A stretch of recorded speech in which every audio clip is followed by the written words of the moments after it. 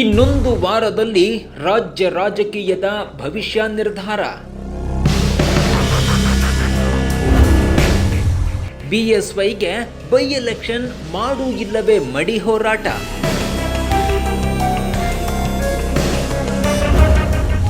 ಮಸ್ಕಿ ಬಸವ ಕಲ್ಯಾಣದಲ್ಲಿ ಕೈ ಸೋತರೂ ಸಿದ್ದುಗೆ ಡಿಮ್ಯಾಂಡ್. 2 ವಿಧಾನಸಭಾ ಮತ್ತು 1 ಲೋಕಸಭಾ ಕ್ಷೇತ್ರದ ಉಪಚುನಾವಣೆಗೆ ದಿನಗಣನೆ ಶುರುವಾಗಿದೆ. ಇನ್ನೊಂದು ವಾರದಲ್ಲಿ 3 ಕ್ಷೇತ್ರದ ಮತದಾರರು 3 ಪಕ್ಷದ ಹಣೆಬರಹ ನಿರ್ಧರಿಸುತ್ತಿದ್ದಾರೆ. ಮಸ್ಕಿ ಬಸವ ಕಲ್ಯಾಣ ಉಪಚುನಾವಣೆ ಒಂದಾದರೆ ಬೆಳಗಾವಿ ಬೈ ಎಲೆಕ್ಷನ್ ಲೆಕ್ಕಾಚಾರವೇ ಬೇರೆ ಆಗಿದೆ. ಬಿಜೆಪಿಯ ದಿಗ್ಗಜರು ಜಿದ್ದಿಗೆ ಬಿದ್ದು ಹೋರಾಡ್ತಿದ್ರೆ ಕೈ ನಾಯಕರು ಭರ್ಜರಿ ರಣತಂತ್ರ ರೂಪಿಸಿದ್ದಾರೆ. ಇಲ್ಲಿ ಗೆದ್ದವನು ಗೆದ್ದ, ಸೋತವನು ಸಹ ಗೆಲ್ತಾನೆ ಎನ್ನಲಾಗುತ್ತಿದೆ. ಅರೆ, ಸೋತವನು ಹೇಗೆ ಗೆಲ್ತಾನೆ? ಇಲ್ಲೇ ಇರೋದು ನೋಡಿ ಮಹಾ ಚಾಣಾಕ್ಷನ ರಣತಂತ್ರ. ಆ ಚಾಣಾಕ್ಷ ಬೇರೆ ಯಾರೂ ಅಲ್ಲ, one and only Ahinda Ramaiah, Tipu Ramaiah, ಭಾಗ್ಯವಿದಾತ ಸಿದ್ದರಾಮಯ್ಯ.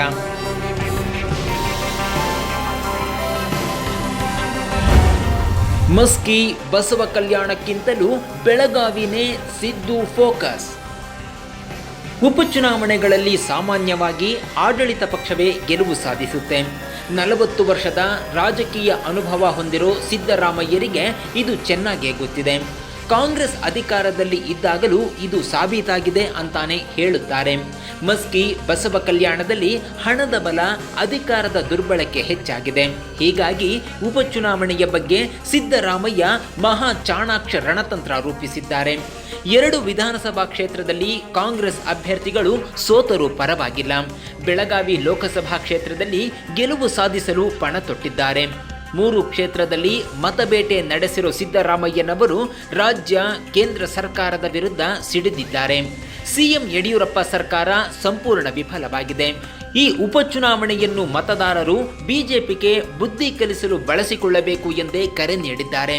2023ಕ್ಕೆ ಖಂಡಿತವಾಗಿಯೂ ನಮ್ಮದೇ ಸರ್ಕಾರ ಅಧಿಕಾರಕ್ಕೆ ಬರುತ್ತದೆ ಅನ್ನೋ ಭರವಸೆಯಲ್ಲಿದ್ದಾರೆ.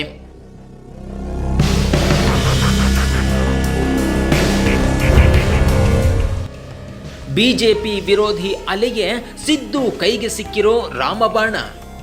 ಹೌದು, ಸಿಎಂ ಯಡಿಯೂರಪ್ಪ ಸರ್ಕಾರದ ವಿರುದ್ಧ ಜನವಿರೋಧಿ ಅಲೆ ಬೀಸುತ್ತಿದೆ. ಈ ಅಲೆಯನ್ನು ಮತ್ತಷ್ಟು ಹೆಚ್ಚಿಸಿ ಜನರಲ್ಲಿ ಅಸಹನೆ ಮಡುಗಟ್ಟುವಂತೆ ಮಾಡಬೇಕು. ಬೆಳಗಾವಿಯಲ್ಲಿ ಕಾಂಗ್ರೆಸ್ ಗೆದ್ದರೆ ಮೈತ್ರಿ ಸರ್ಕಾರವನ್ನು ಕೆಡವಿದ ರಮೇಶ್ ಜಾರಕಿಹೊಳಿ ಕೋಟೆ ಛಿದ್ರಗೊಳಿಸಿದಂತಾಗುತ್ತೆ. ಜತೆಗೆ ಬಿಜೆಪಿ ವರಿಷ್ಠರಿಗೆ ಕೈ ಪವರ್ ತೋರಿಸಲು ಬೆಳಗಾವಿ ಲೋಕಸಭಾ ಕ್ಷೇತ್ರದ ಉಪಚುನಾವಣೆ ಮೇಲಷ್ಟೇ ಕೈ ನಾಯಕರು ಗಮನ ಕೇಂದ್ರೀಕರಿಸಿದ್ದಾರೆ. ಕೊರೋನಾ ಲಾಕ್ಡೌನ್ ಕಿರಿಕಿರಿ, ಸಾರಿಗೆ ನೌಕರರ ಮುಷ್ಕರ, ಪೆಟ್ರೋಲ್ ಡೀಸೆಲ್ ಬೆಲೆಗೇರಿಕೆ, ಹೀಗೆ ಒಂದಲ್ಲ ಒಂದು ಹೋರಾಟ ರಾಜ್ಯದಲ್ಲಿ ನಿರಂತರವಾಗಿ ನಡೆಯುತ್ತಿದೆ. ಇದು ಯಡಿಯೂರಪ್ಪ ಸರ್ಕಾರದ ವಿರುದ್ಧ ಅಲೆಗಿಂತಲೂ ಬಿಜೆಪಿ ವಿರುದ್ಧದ ಅಲೆ ಎಂದರೂ ತಪ್ಪಾಗಲಾರದು.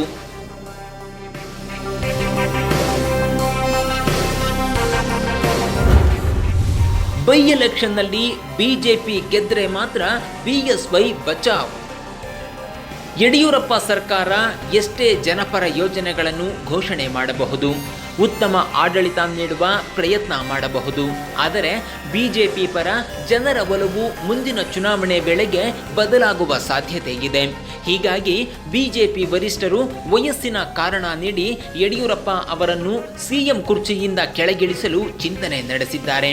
ಉಪಚುನಾವಣೆಯ ಸೋಲನ್ನೇ ಮಾನದಂಡ ಇಟ್ಟುಕೊಂಡು ಕೇಂದ್ರದ ವರಿಷ್ಠರು ಸಿಎಂ ಕುರ್ಚಿಯಿಂದ ತೆಗೆದರೂ ಅಚ್ಚರಿ ಪಡಬೇಕಿಲ್ಲ. ಮುಂದಿನ ವಿಧಾನಸಭಾ ಚುನಾವಣೆಯಲ್ಲಿ ಕಾಂಗ್ರೆಸ್ ಸುಲಭವಾಗಿ ಜಯಗಳಿಸಬೇಕಾದರೆ ಯಡಿಯೂರಪ್ಪ ಸರ್ಕಾರ ಅಸ್ತಿತ್ವದಲ್ಲಿರಬೇಕು. ರಾಜ್ಯಕ್ಕೆ ಕೆಟ್ಟ ಆಡಳಿತ ಕೊಡಿಸಿ ಜನ ರೋಸಿ ಹೋಗಬೇಕು. ಅಲ್ಲಿಗೆ ಕಾಂಗ್ರೆಸ್ ಮೇಲಿನ ಒಲವಿಗಿಂತಲೂ ಬಿಜೆಪಿ ವಿರೋಧಿ ಮತಗಳು ಸೃಷ್ಟಿಯಾಗುವುದರಲ್ಲಿ ಅನುಮಾನವೇ ಬೇಡ. ಹೀಗಾಗಿ ಕೈ ಮುಖಂಡರು 2 ವಿಧಾನಸಭಾ ಕ್ಷೇತ್ರದ ಉಪಚುನಾವಣೆ ಬಗ್ಗೆ ತಲೆ ಕೆಡಿಸಿಕೊಂಡಂತೆ ಕಾಣುತ್ತಿಲ್ಲ. ಬದಲಿಗೆ ಬೆಳಗಾವಿ ಲೋಕಸಭಾ ಕ್ಷೇತ್ರದ ಚುನಾವಣೆ ಬಗ್ಗೆ ಗಮನ ಕೇಂದ್ರೀಕರಿಸಿದ್ದಾರೆ.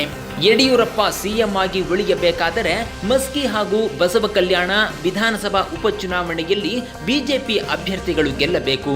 ಒಂದು ವೇಳೆ 2 ವಿಧಾನಸಭಾ ಕ್ಷೇತ್ರದಲ್ಲಿ ಬಿಜೆಪಿ ಅಭ್ಯರ್ಥಿಗಳೇ ಗೆದ್ದು ಬಿಟ್ಟರೆ ಯಡಿಯೂರಪ್ಪ ಅವರನ್ನು ಸಿಎಂ ಕುರ್ಚಿಯಿಂದ ಕೆಳಗೆ ಇಳಿಸುತ್ತೀವಿ ಎಂಬ ಮಾತು ಹೊರಬರುವುದಿಲ್ಲ. ಇದೀಗ ಸಿಎಂ ಬದಲಾಗುತ್ತಾರೆ ಎಂಬ ಕೂಗು ಕೇಳಿಸುತ್ತಿದೆ. ಯಡಿಯೂರಪ್ಪ ಸಿಎಂ ಆಗಿ ಉಳಿಯಬೇಕಾದರೆ 2 ವಿಧಾನಸಭಾ ಕ್ಷೇತ್ರದ ಉಪಚುನಾವಣೆಯಲ್ಲಿ ಬಿಜೆಪಿ ಗೆಲ್ಲಬೇಕು. ಕೈ ನಾಯಕರ ಆಸೆಯೂ ಕೂಡ ಯಡಿಯೂರಪ್ಪ ಸರ್ಕಾರದಿಂದ ಹದಗೆಟ್ಟ ಆಡಳಿತ ಕೊಡಿಸಿ ಜನ ರೋಸಿ ಹೋಗುವಂತೆ ಮಾಡಬೇಕು ಎಂಬುದು. ಹೀಗಾಗಿ ಮಸ್ಕಿ ಮತ್ತು ಬಸವ ಕಲ್ಯಾಣದಲ್ಲಿ ಬಿಜೆಪಿ ಗೆದ್ದರೂ ಅಚ್ಚರಿ ಪಡಬೇಕಿಲ್ಲ.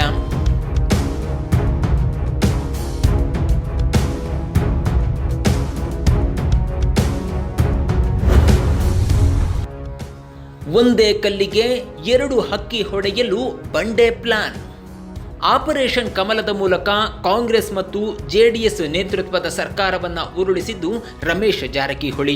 ಇತ್ತೀಚೆಗೆ ಸಿಡಿ ಪ್ರಕರಣದ ಸುಳಿಯಿಂದ ರಮೇಶ್ ಜಾರಕಿಹೊಳಿ ಇನ್ನೂ ಹೊರಗೆ ಬಂದಿಲ್ಲ. ಆದರೆ ಸಿಡಿ ಹಿಂದೆ ಮಹಾನಾಯಕನ ಕೈವಾಡವಿದೆ. ಮುಂದಿನ ಚುನಾವಣೆಯಲ್ಲಿ ಕನಕಪುರದಲ್ಲಿ ಸೋಲಿಸುತ್ತೇನೆ ಎಂದು ರಮೇಶ್ ಜಾರಕಿಹೊಳಿ ಸವಾಲು ಹಾಕಿದ್ರು. ಹೀಗಾಗಿ ಸತೀಶ್ ಜಾರಕಿಹೊಳಿಯನ್ನು ಕಣಕ್ಕೆ ಇಳಿಸುವ ಮೂಲಕ ಡಿಕೆ ಶಿವಕುಮಾರ್ ಒಂದೇ ಏಟಿಗೆ 2 ಹಕ್ಕಿ ಹೊಡೆಯಲು ಮುಂದಾಗಿದ್ದಾರೆ. ಸತೀಶ್ ಜಾರಕಿಹೊಳಿಯನ್ನು ಗೆಲ್ಲಿಸುವ ಮೂಲಕ ರಮೇಶ್ ಜಾರಕಿಹೊಳಿಗೆ ನಿಮ್ಮ ಊರಿನಲ್ಲೇ ಗೆಲುವು ತಂದುಕೊಂಡವ ನಾನು, ನನ್ನೂರಿಗೆ ಬಂದು ನೀನೇನು ಮಾಡಬಲ್ಲೆ ಎಂಬ ಸಂದೇಶ ರವಾನಿಸುವುದು. ಇದರ ಜತೆಗೆ ಮುಂದಿನ ಚುನಾವಣೆ ವೇಳೆಗೆ ಬಹುತೇಕ ಲೋಕಸಭಾ ಕ್ಷೇತ್ರಗಳು ಕೈವಶವಾಗಲಿವೆ ಎಂಬ ಎಚ್ಚರಿಕೆಯನ್ನು ಬಿಜೆಪಿ ವರಿಷ್ಠರಿಗೆ ಕಳುಹಿಸುವುದು ಕೈ ನಾಯಕರ ಪ್ಲಾನ್. ವಿಶೇಷವೆಂದರೆ ಬೆಳಗಾವಿಯಲ್ಲಿ ಕೈಗೆ ಎಲ್ಲ ಆಯಾಮದಲ್ಲೂ ಗೆಲುವಿನ ವಾತಾವರಣ ಸೃಷ್ಟಿಯಾಗಿದೆ.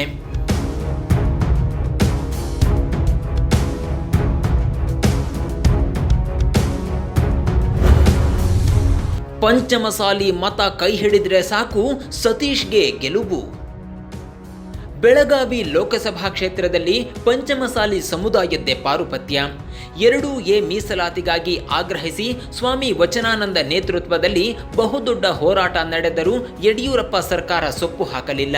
ಕನಿಷ್ಠ ಪಕ್ಷ ಬೆಳಗಾವಿ ಲೋಕಸಭಾ ಕ್ಷೇತ್ರದ ಉಪಚುನಾವಣಾ ಕಣಕ್ಕೆ ನಮ್ಮ ಸಮುದಾಯದ ವ್ಯಕ್ತಿಯನ್ನು ಬಿಜೆಪಿಯಿಂದ ಕಣಕ್ಕೆ ಇಳಿಸಬೇಕೆಂಬ ಸ್ವಾಮಿಗಳ ಮಾತಿಗೆ ಯಡಿಯೂರಪ್ಪ ಕಿವಿಕೊಟ್ಟಿಲ್ಲ. ಹೀಗಾಗಿ ಸಾಮೂಹಿಕವಾಗಿ ಪಂಚಮಸಾಲಿ ಮತಗಳು ಬಿಜೆಪಿ ವಿರುದ್ಧವಾಗಿ ಚಲಾವಣೆಯಾದರೂ ಸಾಕು, ಬೆಳಗಾವಿ ಲೋಕಸಭಾ ಕ್ಷೇತ್ರದಲ್ಲಿ ಸತೀಶ್ ಜಾರಕಿಹೊಳಿಗೆ ಗೆಲುವು ಕಟ್ಟಿಟ್ಟ ಬುತ್ತಿ. ಪಂಚಮಸಾಲಿ ಮತಗಳನ್ನು ಸೆಳೆಯುವಲ್ಲಿ ಅನುಮಾನವೇ ಬೇಡ. ಹೀಗಾಗಿ ರಾಜ್ಯದಲ್ಲಿ ಮುಂದಿನ ಚುನಾವಣೆಯಲ್ಲಿ ಕೈ ಸುಲಭವಾಗಿ ಜಯಗಳಿಸುವ ಹಾದಿಯನ್ನು ಕೈ ನಾಯಕರು ಸುಗಮಗೊಳಿಸಿಕೊಳ್ಳುತ್ತಿದ್ದಾರೆ. ಬೈ ಎಲೆಕ್ಷನ್ನಲ್ಲೂ ಸಿದ್ದುಗೆ ಪ್ರಧಾನಿ ಮೋದಿನೇ ಟಾರ್ಗೆಟ್. ಮಸ್ಕಿ, ಬಸವ ಕಲ್ಯಾಣ, ಬೆಳಗಾವಿ ಎಲ್ಲೇ ಹೋದರೂ ಮಾಜಿ ಸಿಎಂ ಸಿದ್ದರಾಮಯ್ಯ ಮೋದಿನೇ ಟಾರ್ಗೆಟ್ ಮಾಡುತ್ತಿದ್ದಾರೆ. ಭಾಷಣದುದ್ದಕ್ಕೂ ಪ್ರಧಾನಿ ವಿರುದ್ಧ ಪುಂಖಾನುಪುಂಖವಾಗಿ ತರಾಟೆ ತೆಗೆದುಕೊಳ್ಳುತ್ತಿದ್ದಾರೆ. ನರೇಂದ್ರ ಮೋದಿಯವರು ಯುವಕರಿಗೆ ಮೋಡಿ ಮಾಡಿದ್ದರು. ಹಾಗಾಗಿ ಯುವಕರೆಲ್ಲ ಹೋದಲ್ಲಿ ಬಂದಲ್ಲಿ ಮೋದಿ ಮೋದಿ ಎನ್ನುತ್ತಿದ್ದರು. ಈಗ ಮೋದಿ ಬರೀ ಭ್ರಮೆ ಎಂದು ಗೊತ್ತಾಗಿದೆ. ವಿದೇಶದಿಂದ ಕಪ್ಪು ಹಣ ತರುತ್ತೇನೆ ಎಂದು ಮೋದಿ ಭರವಸೆ ನೀಡಿದ್ದರು. 15 ಲಕ್ಷ ಅಕೌಂಟಿಗೆ ಹಾಕುತ್ತೇನೆ ಎಂದಿದ್ದರು. ಆದರೆ 15 ಪೈಸಾನೂ ಹಾಕಿಲ್ಲ ಎಂದು ಸಿದ್ದರಾಮಯ್ಯ ಲೇವಡಿ ಮಾಡಿದ್ದಾರೆ. ವರ್ಷಕ್ಕೆ 2 ಕೋಟಿ, 5 ವರ್ಷಕ್ಕೆ 10 ಕೋಟಿ ಉದ್ಯೋಗ ಸೃಷ್ಟಿ ಮಾಡುತ್ತೇನೆ ಎಂದು ಮೋದಿಯವರು ಹೇಳಿದರು. 7 ವರ್ಷವಾದರೂ 10,000 ಉದ್ಯೋಗವನ್ನು ಸೃಷ್ಟಿಸಿಲ್ಲ. ಅಗತ್ಯ ವಸ್ತುಗಳ ಬೆಲೆ ಇಳಿಕೆಯಾಗುತ್ತದೆ, ಹಣದುಬ್ಬರ ಕಮ್ಮಿಯಾಗುತ್ತದೆ ಎನ್ನುವ ಮಾತನ್ನು ಮೋದಿ ಆಡಿದ್ದರು. ಈಗ ನೀವೆಲ್ಲ ಅನುಭವಿಸುತ್ತಿದ್ದೀರಾ. ಪೆಟ್ರೋಲ್ 100 ರೂಪಾಯಿ, ಗ್ಯಾಸ್ ಸಿಲಿಂಡರ್ 900 ರೂಪಾಯಿ ಆಗಿದೆ. ಅಡುಗೆ ಎಣ್ಣೆ ಬೆಲೆ ಕೂಡ ಗಗನಕ್ಕೇರಿದೆ. ಮೋದಿಯವರು ಪ್ರಧಾನಿಯಾದ ನಂತರ ಒಮ್ಮೆಯಾದರೂ ಸತ್ಯ ಹೇಳಿದ್ದಾರಾ? ಪುಣ್ಯಾತ್ಮ, ಒಂದು ದಿನವಾದರೂ ಬೆಲೆ ಏರಿಕೆಯ ಬಗ್ಗೆ ಮಾತನಾಡುವುದೇ ಇಲ್ಲ ಎಂದು ಸಿದ್ದರಾಮಯ್ಯ ಆಕ್ರೋಶ ವ್ಯಕ್ತಪಡಿಸಿದ್ದಾರೆ. ಯಡಿಯೂರಪ್ಪ ಸರ್ಕಾರ ಅಸ್ತಿತ್ವದಲ್ಲಿದ್ದರೆ ಸಿದ್ದುಗೆ ಅಡ್ವಾಂಟೇಜ್. ಬೈ ಎಲೆಕ್ಷನ್ ಗೆಲುವು ಸೋಲು ಎರಡರ ಹಿಂದೆಯೂ ಭವಿಷ್ಯದ ದೊಡ್ಡ ಲೆಕ್ಕಾಚಾರ ಅಡಗಿದೆ. ಮಸ್ಕಿ ಮತ್ತು ಬಸವ ಕಲ್ಯಾಣದಲ್ಲಿ ಗೆಲುವಿಗಿಂತಲೂ ಸೋಲೆ ಕಾಂಗ್ರೆಸ್ ಭವಿಷ್ಯಕ್ಕೆ ಹಾದಿ ಮಾಡಿಕೊಡಲಿದೆ ಎಂಬ ಲೆಕ್ಕಾಚಾರ ಹಾಕಿದ್ದಾರೆ. ಈ ಹಿಂದೆ ಕೂಡ ಯಡಿಯೂರಪ್ಪ ಸರ್ಕಾರದ ಆಡಳಿತ ವೈಫಲ್ಯಗಳನ್ನೇ ಮುಂದಿಟ್ಟು ಕಾಂಗ್ರೆಸ್ ಚುನಾವಣೆ ಎದುರಿಸಿತ್ತು. ಸಿದ್ದು ನೇತೃತ್ವದಲ್ಲಿ ಎದುರಿಸಿದ ಚುನಾವಣೆಯಲ್ಲಿ ಕಾಂಗ್ರೆಸ್ ಎದುರಾಳಿ ಪಕ್ಷಗಳನ್ನ ಧೂಳಿಪಟ ಮಾಡಿತ್ತು. ಯಾವ ಪಕ್ಷದ ಸಖ್ಯವಿಲ್ಲದೆ ಸ್ವತಂತ್ರ ಸರ್ಕಾರ ಮಾಡುವಲ್ಲಿ ಕಾಂಗ್ರೆಸ್ ಯಶಸ್ಸು ಸಾಧಿಸಿತ್ತು. ಇದೀಗ ಸಿದ್ದು ಅದೇ ರೀತಿಯ ಸ್ಕೆಚ್ ಹಾಕಿ ಯಡಿಯೂರಪ್ಪ ಅವರನ್ನು ಸಿಎಂ ಕುರ್ಚಿಯಲ್ಲಿಯೇ ಮುಂದುವರೆಸಲು ಕಾಂಗ್ರೆಸ್ ಪ್ಲಾನ್ ರೂಪಿಸಿದೆ ಎಂಬ ಪ್ರಶ್ನೆ ಕಾಡುತ್ತಿದೆ.